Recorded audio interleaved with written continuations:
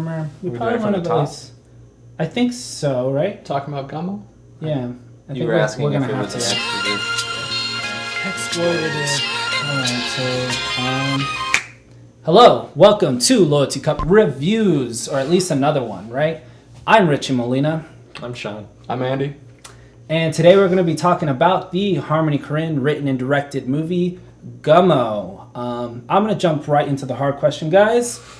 This movie, when it came out, it was polarizing, right? Either you hated it or you loved it, and a lot of people hated it for a number of reasons, right? It's not a narrative film in the normal sense, but also there are a lot of non-actors that are used in this movie, and for a lot of people it came out as kind of exploitative. So I'll throw that out there. Do you feel like it was, or did you enjoy what the sum of all the parts ended up being? I'll go with you, Sean, first. I think it was exploitative to a point. I think for the guff it gets, people act like it's way more exploitative than I think it really is. It's more of an exhibition of normal people, and so sometimes that's going to make you flinch, seeing people that you're not used to, and they're not actors, and so it does kind of take you out and make you wonder, does this person know what they're doing, and do they know that they're being basically exploited on camera? I don't let that get in the way of this movie. When I saw this movie, I was trying to find just the weirdest, most just heavy movies I could find, and this was definitely on the list. And when I watched it, I was actually kind of touched by the honesty of it. It is a freak show. Yeah, absolutely. It's 100% just a freak show. But there is also a lot of heart in the characters. I mean, they're trying to rebuild after, or not even trying to rebuild. They're just existing after a hurricane, a tornado, and it's just these people who are already down on their luck, just having more bad luck piled on top of them. Yeah. And it doesn't seem to affect them. No one really talks about the tornado. You just see the effect of it. You just see... well, other than the opening shot, that is. Yeah. Right, but everyone else is business as usual. It's just kind of an excuse for everything to look like garbage. And just people living in mountains, like hoarder situations. Just like piles of brown things everywhere. Like if you're inside of a house, there's just brown things. Yeah, so like the place looks like it's been flooded, that they've taken all the relief goods that they could get and like stockpiled it. It looks like it's just clothing everywhere and just garbage. So that's kind of the setting. And to answer your question again, no, I don't think it is exploitative to a point, but I don't think it gets in the way of the story as it is. I think it's a good movie on its own, despite the fact that there are some people being used to push a story. And I don't think that's necessarily a bad thing. Yeah. Well, I think one thing you have to acknowledge is that people on camera, it may not be their persona, it may be an exaggerated version of their persona, or what they want the camera, how they want to be represented on camera. So you really have to draw the line as to truth, fact, fiction. How much of this is fictionalized by the characters? How much is fed from the writer-director as to what he wants them to be doing? And really, it's almost like pseudo-documentary to an extent. It's almost like he turns the camera on and says, dance for me, or tell me a story. And then that may be intertwined with other things that are heavily directed or written. And so I think a certain point when you're talking about exploitation, it's how much autonomy do the characters have? How much control do they have over what's being represented? That's true, because they're not being made to do things. They're just basically made to be on camera and to speak. They're not like they're not making fun of these people. No, they're not. It's just showing you what their life is like, and they're treated as any other character, which I think is pulled off well. We talked a little bit about this before off camera, but to me the exploitation comes where it's like what ends up being most important is like this narrative that you're trying to push. And this movie, I wouldn't say that it's highlighting any sort of narrative at all. There's a thread there, a very loose one, but really what it is about is just existing with these people. And so it doesn't feel exploitative. It feels like a window into something I personally have never, and this is why I have to love this movie, because I've never experienced anything like it. And so to be able to live in that environment even for a little bit, and the way that it's filmed and portrayed is so raw and so textured and vivid that I really felt transported. I did. I felt like I was somewhere new and weird, even though I was just on Andy's uncomfortable couch. I felt like man, I lived there for a minute, and that was insane.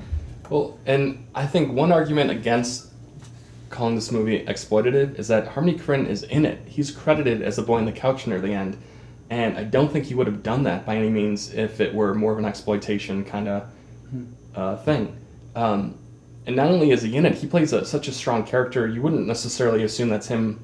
You think it's any other character from the movie, and he's I forgot what he was talking about specifically. He's trying to make out with the other guy, essentially. Just talking about his loneliness. And the weird thing about that scene is the other character, the guy with the dwarf, he seems to be the person with the most autonomy and the most control over how he's portrayed. Mm-hmm. It's almost like he doesn't want to be there at all, and he's just like a prop in the scene. He's willing to participate up to a point, right? Mm-hmm. You know, but it really is him. When he doesn't want to do something, he doesn't do it, but he is still on camera. He's aware of the situation, and he's in control of himself for the most part. Whereas the other characters, I don't think they realize what's going on, and they're putting on a little bit of a show. Well, yeah, I mean, there's the movie, and then there's the vinaigrettes. Yeah, you know what Lots I mean. of it's almost like a series of vinaigrettes. It's a scrapbook. Mm-hmm. You know what I mean.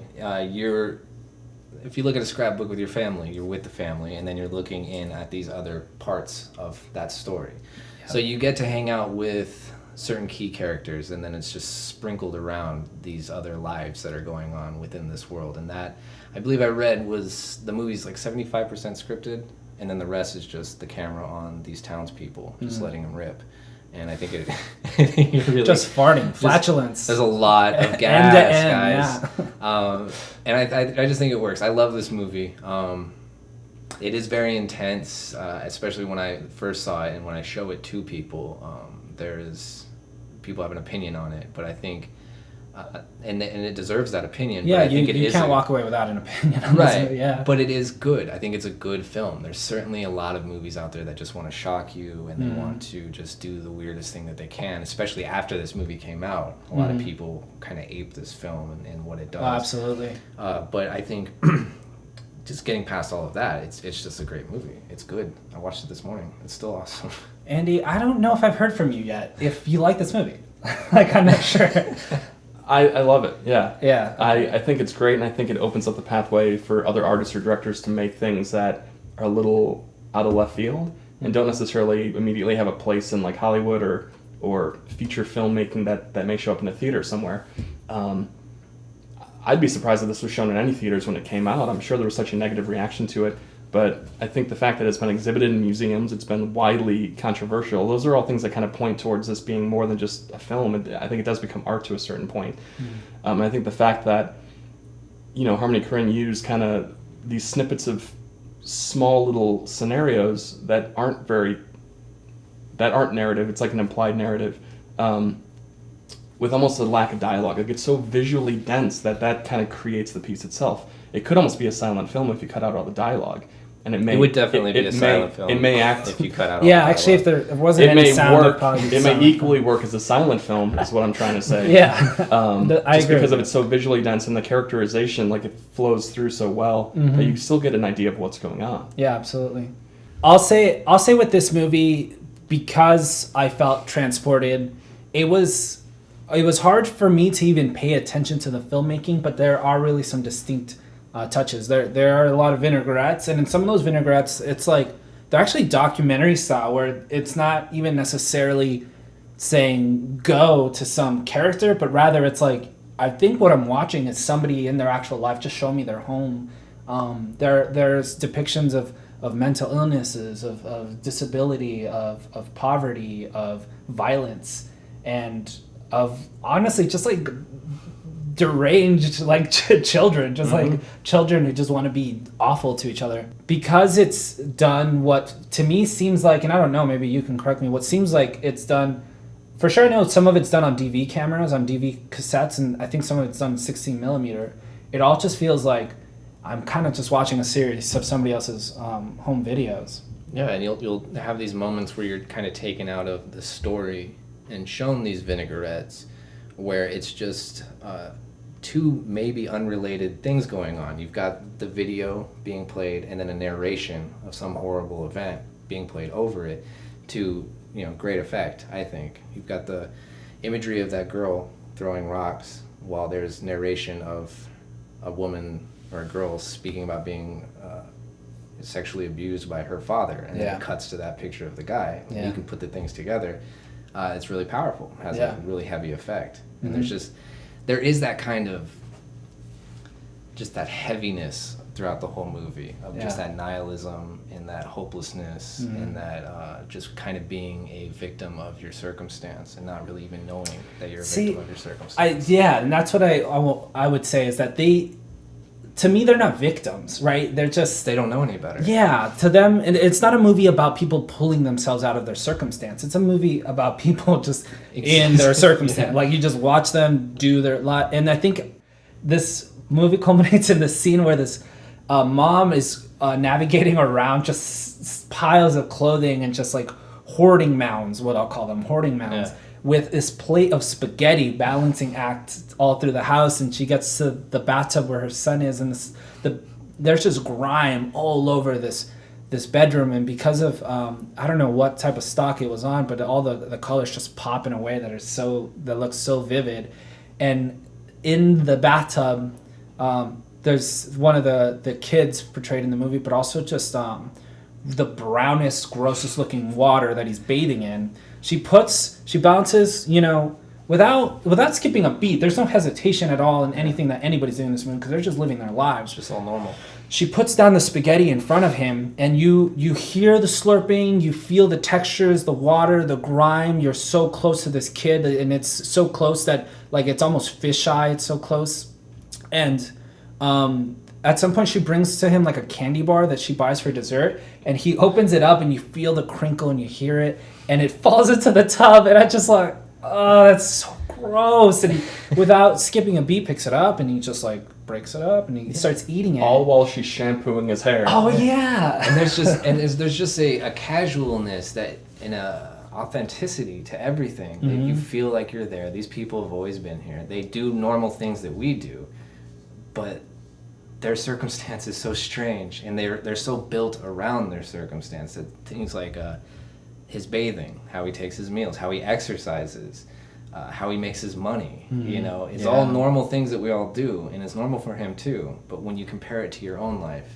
that's when it becomes like the freak show. It's normal in the movie. It's very fine for them to be doing these things. Their life is, they know what you're supposed to be doing, and they do what everyone else does in such a weird, strange way to survive, you know, and just to live. See, I hesitate to call it necessarily a freak show though, because I mean for me it was almost like it was a little bit eye-opening because it feels like I don't actually know how many people actually live that way. Like there might be like this huge majority of the United States that actually lives that way, and I don't see it because nobody cares to put it on camera and nobody cares to make it beautiful, and people are more caught up in it. Is this exploitation if I show these weird surroundings to the squares? Yeah. You know what I mean? And again, I don't think it is. I think you should see it. You should see everything. Yeah. You should be shown everything in this life. Yeah, I don't know if this is true or not, but I think the writer-director is a participant in that life. That's probably something he's familiar with, and that's why he's so comfortable showing it. If not, then it's super problematic. But I also think that this film was made on the cusp of, this is like the last time he could organically make this film. It looks like it was shot on VHS, High 8, some other kind of Super 8 or something, culminated together in this weird film where they cut to video screens, they cut to still images. And it's made right when the internet started to like take over. Like right around 1999, 2000 is when a lot of households started to become, you know, computer savvy and get the internet. No one in this world has that technology. And so they're content with killing cats, riding bikes, shooting BB guns. No one's on their phones, no one's sitting on computers, and they have this acceptance of the reality, you know? Yeah. You couldn't make that today. It's a dystopian film, and I think people should kind of lump it in there with all the great dystopian films. It's like, this is what happens when society collapses, and this is how you rebuild or you don't. This is at least how you survive, and this is how these people survive. Yeah. I'll leave with that. With whether or not people like this movie in the past, I feel like there are a lot of movies even now that reckon with what this movie pulled off before I even understood it. Recently, I've really fallen in love with these director brothers. They're called the Softy Brothers. And they did Heaven Knows What and Good Time. They might have done other movies, they did music videos before. But there's this gritty realism, this authenticity to it. I think of directors like Sean Baker, too, who recently did like Tangerine and Florida Project. He does a similar thing where he really brings this gritty realism, just shows people in their circumstance, not necessarily a story arc to redemption. And I love those movies. And it wasn't until I saw Gummo, and I thank you for recommending it to us, because I just didn't realize that it's like, oh, this is what they're trying to do. This is like what they're pulling from. Yeah. Well, I think it's also important to recognize, you know, his project before this. I think he directed the movie Kids, written by Larry Clark. And Larry Clark, the opposite. He wrote it, and Larry Clark directed. Got it. But Larry Clark is known for his still photography, and there's this book Tulsa that is very much in this world. It's basically a bunch of people hanging out in Tulsa, shooting up, doing drugs, playing with guns, having sex. The good life. The good life. Mm-hmm. And the book is very much filmic. It's sequenced in such a way you have this implied narrative that you see the ups and downs, you see the culmination of, and the effects of all these things, but it's also very sporadic and kind of jumps from scene to scene almost. And I think that kind of way of storytelling, you know, definitely affected how this film was made. I'll take your word for that. Yeah, I haven't seen Kids yet, and for the similar reason, we had a conversation about not letting that sort of influence how we feel about this film. But it's definitely next up. Not a fan. So shortcut to his review. All right, so do we have any closing thoughts on this movie? It sounds like we all liked it. It's hard to talk about, but I think it's fun to talk about, and it's also hard to recommend. But I also think you have to see it. Like, you have to experience it. You should see it. It's like I said, I bought it because I was looking for a shock. I was looking to feel something, and I definitely did. But it's turned into something more for me. I think it's a great movie. It's not just made to shock you and to make you feel uncomfortable, though it certainly does those things. I just think it's if you appreciate film, you should watch this movie, and you should show it to your friends and see what they think. Very well said. I think with that, we'll close. Thank you guys for tuning in, and please hit the subscribe button if you have questions, comments, suggestions. Not really, we don't need all those. But give us the suggestions. I want them. I don't. But I would like to hear whether you agree or disagree, or what your guys' thoughts are on Gummo. So leave them in the comments. They put them here. This could be in the future. They could put them. Just put them down. Put them down. We'll find them. All right. Thank you, and we'll see you next time.